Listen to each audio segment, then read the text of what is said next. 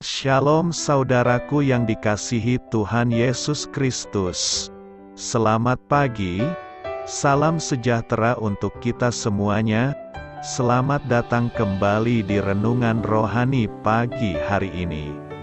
Semoga saudara yang terkasih dalam keadaan sehat selalu. Kiranya damai dan sukacita Roh Kudus melimpah di dalam hati dan pikiran saudara saat ini. Sebelum kita mulai renungan pagi ini, marilah kita bersama-sama berdoa. Tuhan Yesus, terima kasih sudah membangunkanku pagi hari ini. Terima kasih atas penyertaan dan perlindungan Tuhan. Semua karena karunia Tuhan aku dapat bangun dengan pagi hari ini. Aku menyerahkan seluruh aktivitasku hari ini ke dalam kuasa tangan Tuhan. Jauhkanku dari yang jahat, ya Tuhan. Tuhan Yesus, tolong lindungi dan berkati aktivitasku hari ini. Tolong berkati juga keluarga dan teman-temanku, Bapa Surgawi, oleh karya Roh Kudus. Tolonglah aku untuk menjauhi segala sesuatu yang melukai hati-Mu.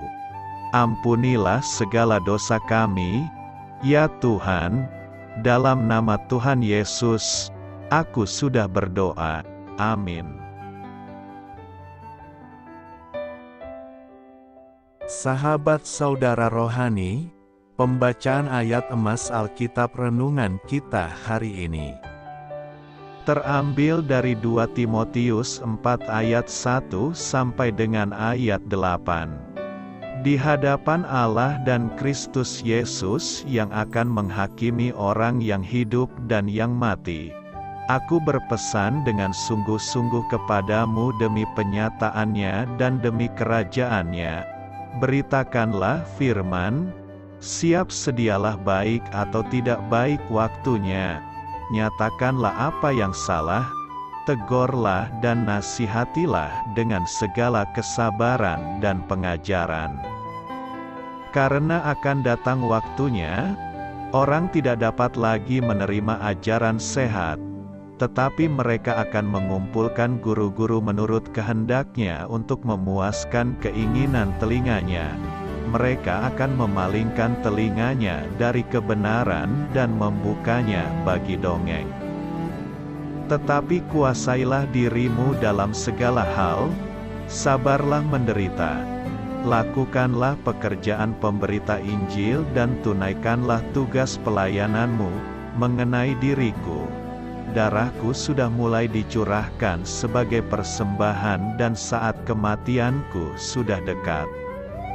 Aku telah mengakhiri pertandingan yang baik, aku telah mencapai garis akhir dan aku telah memelihara iman. Sekarang telah tersedia bagiku mahkota kebenaran yang akan dikaruniakan kepadaku oleh Tuhan, Hakim yang adil, pada harinya, tetapi bukan hanya kepadaku, melainkan juga kepada semua orang yang merindukan kedatangannya. 2 Timotius 4 ayat 1 sampai dengan ayat 8. Inti dari ayat emas renungan kita adalah: Aku telah mengakhiri pertandingan yang baik, aku telah mencapai garis akhir dan aku telah memelihara iman. Mari kita mulai renungan pagi kita. Judul renungan kita hari ini adalah Mengakhiri dengan Baik, ditulis oleh Win Collier. Kisah inspiratif, di usianya yang ke-103, seorang wanita bernama Men Kaur bertanding sebagai atlet wanita tertua dari India dalam World Master Athletic Championship 2019 di Polandia. Hebatnya, Kaur meraih medali emas dalam 4 cabang: lempar lembing, tolak peluru, lari jarak pendek 60 meter, dan lari 200 meter. Namun, yang paling menakjubkan adalah kini ia berlari lebih cepat dibandingkan rekornya pada kejuaraan tahun 2017. sebagai nenek buyut yang masih aktif pada usia lebih dari 1 abad, Kaur menunjukkan teladan bagaimana seseorang harus mengakhiri pertandingan dengan baik.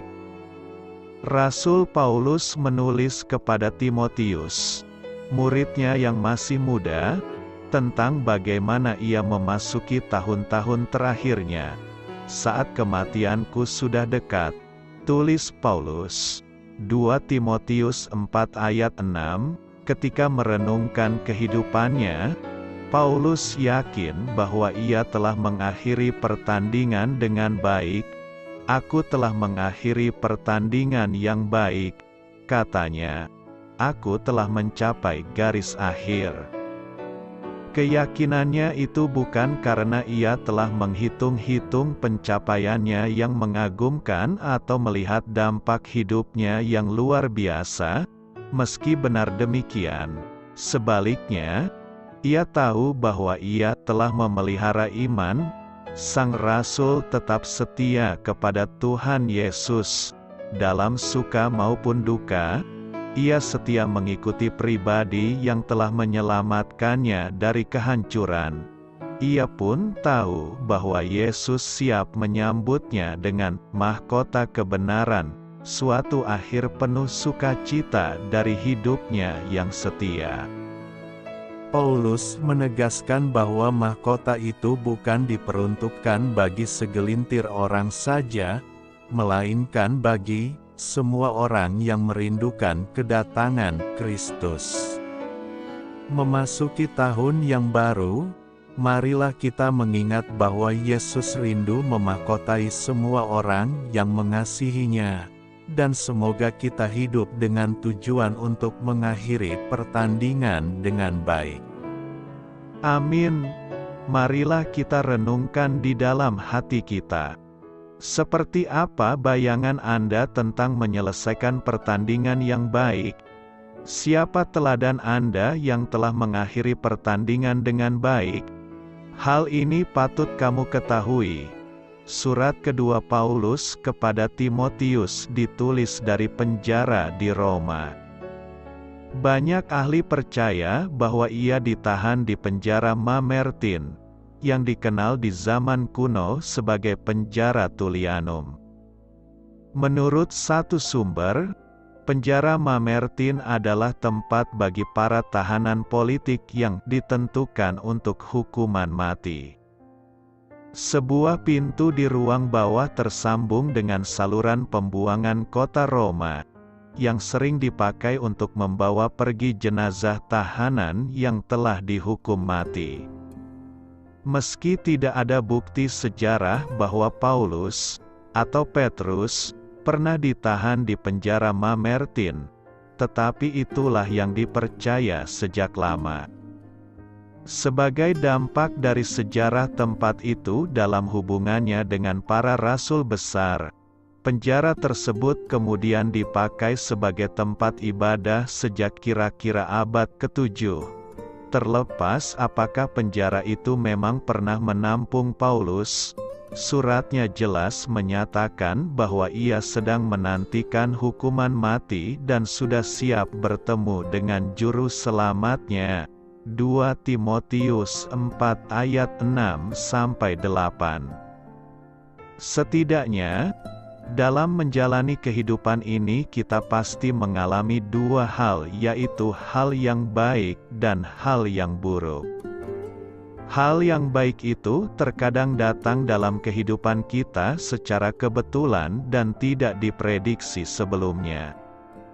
Namun ada juga hal baik yang kita sudah prediksi akan kita dapatkan karena suatu usaha yang kita kerjakan. Sebagai konsekuensinya, kita menerima hal baik itu. Demikian juga dengan hal buruk yang terjadi dalam kehidupan kita, terkadang datang secara kebetulan dan tidak diharapkan sama sekali. Hal buruk juga datang karena suatu tindakan yang dilakukan. Sebagai konsekuensinya, kita menerima hal buruk itu. Yang menarik adalah ada hal baik yang terjadi dalam kehidupan kita bersamaan dengan hal buruk yang terjadi. Ada hal buruk yang terjadi dalam kehidupan kita juga yang bersamaan dengan hal baik yang terjadi. Inilah yang menjadi realita kehidupan manusia. Ada hal baik dan hal buruk yang terjadi dalam kehidupan kita yang tidak kita prediksi dan harapkan sama sekali, namun terjadi dalam kehidupan kita. Saringkan hal buruk dan hal baik apa yang pernah terjadi dalam kehidupan kita selama tahun 2022 ini dan sama sekali tidak kita prediksikan sebelumnya. Jika kita melihat Yohanes 1 ayat 15 sampai dengan ayat 16 ini merupakan sebuah kesaksian dari seorang yang bernama Yohanes tentang siapa itu Yesus Kristus yang selama ini ia sembah dan percayai. Yesus Kristus yang adalah Allah itu sendiri datang mendekat dan meraih manusia berdosa yang mencurahkan anugerah-Nya kepada manusia berdosa. Yohanes sangat menyadari bahwa ia boleh ada sebagaimana ia ada itu hanyalah kasih karunia dan anugerah dari Allah dalam hidupnya. Yohanes menyatakan dengan jelas bahwa Yesus, Sang Firman Allah itu telah ada dalam kekekalan menuju kekekalan itu sedang datang ke dalam dunia yang terbatas untuk menjadi manusia yang terbatas. Yesus Kristus itu adalah yang tidak terbatas itu rela menjadi terbatas untuk menggapai manusia yang terbatas. Yang menarik adalah ketika Yohanes menyatakan bahwa Sang Firman itu yaitu Yesus Kristus adalah rencana Allah yang sempurna dari kekekalan untuk manusia berdosa. Yohanes sangat menyadari bahwa ketika seluruh manusia berdosa berjalan menuju kebinasaan kekal, Allah di dalam rencananya memberikan jalan keluar melalui Yesus Kristus untuk memberikan kehidupan kekal kepada manusia yang percaya kepadanya. Dari segala kepenuhan Allah, melalui Kristus Yesus, manusia berdosa menerima anugerah demi anugerah dari Allah. Ketika manusia berdosa yang tidak layak untuk menerima anugerah Allah, justru dalam Yesus Kristus, anugerah Allah dilimpahkan kepada manusia berdosa. Inilah the grace of Christmas, itu ketika kita merayakan Natal di tahun ini. Natal berbicara tentang anugerah Allah yang dicurahkan kepada manusia berdosa yang memampukan manusia menerima pengharapan dan kehidupan yang kekal. Kita dapat melihat melalui kesaksian Yohanes ini, kita kembali mengingat bahwa seluruh manusia, saudara dan saya sebenarnya tidak layak sama sekali menerima anugerah Allah, namun dilayakkan dan dianugerahi oleh Allah dengan kasih karunia dan kemurahan-Nya. Tahun 2022 ini merupakan tahun ketiga semenjak virus COVID-19 melanda seluruh dunia ini. Tentu sudah sangat banyak penyesuaian-penyesuaian yang kita harus alami dalam kehidupan kita. Hal-hal buruk yang tidak kita harapkan pun sudah kita alami selama COVID-19 hadir di dalam dunia ini.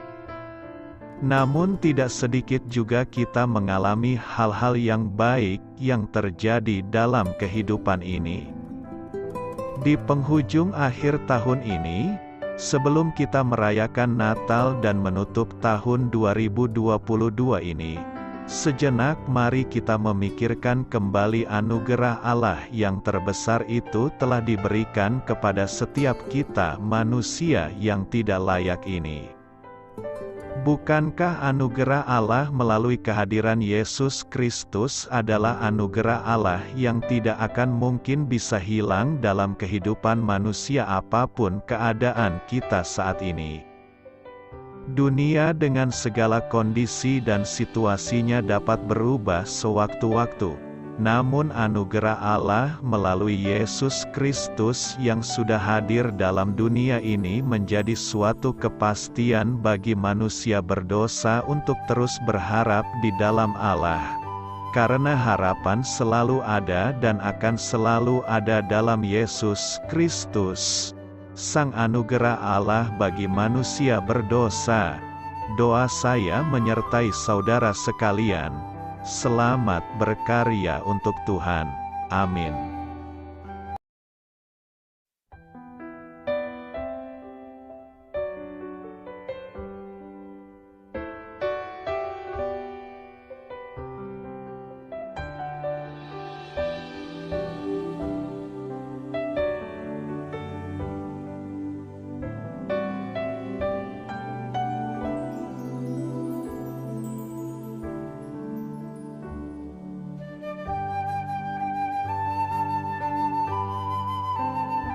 Marilah kita renungkan sahabat saudara rohani. Demikianlah renungan firman Tuhan pagi hari ini. Semoga menjadi berkat dalam hidup kita. Dan sebelum kita memulai segala aktivitas kita pagi hari ini, marilah kita berdoa. Selamat pagi Bapa, malam hari telah berganti pagi. Kehidupan baru telah Engkau berikan kembali bagi kami. Bapa Surgawi, tolonglah aku menyadari kebutuhan orang lain, supaya aku dapat membagikan apa yang telah Engkau berikan kepadaku.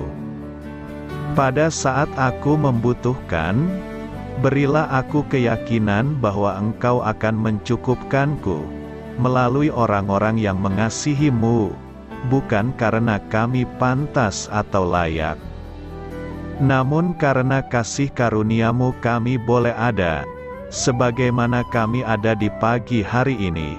Terima kasih Tuhan, atas kesempatan baru yang telah Tuhan berikan kepada kami, untuk bisa memperbaiki diri agar kami bisa lebih layak di hadapan-Mu. Hari ini kami serahkan semua perkara dan kesulitan yang akan kami lalui ke dalam tangan-Mu. Biarkanlah kami bisa memuliakan-Mu dalam segala aktivitas yang akan kami lakukan. Amin. Biarlah firman Tuhan menjadi pengingat untuk kita semua, bahwa tuntunan dari Roh Kudus akan selalu memberi jalan keluar bagi setiap permasalahan hidup kita, dan memberi kedamaian di hati kita. Sampai jumpa di renungan pagi saudara rohani berikutnya. Kiranya Tuhan selalu memberkati saudara semua hari ini. Amin. Shalom.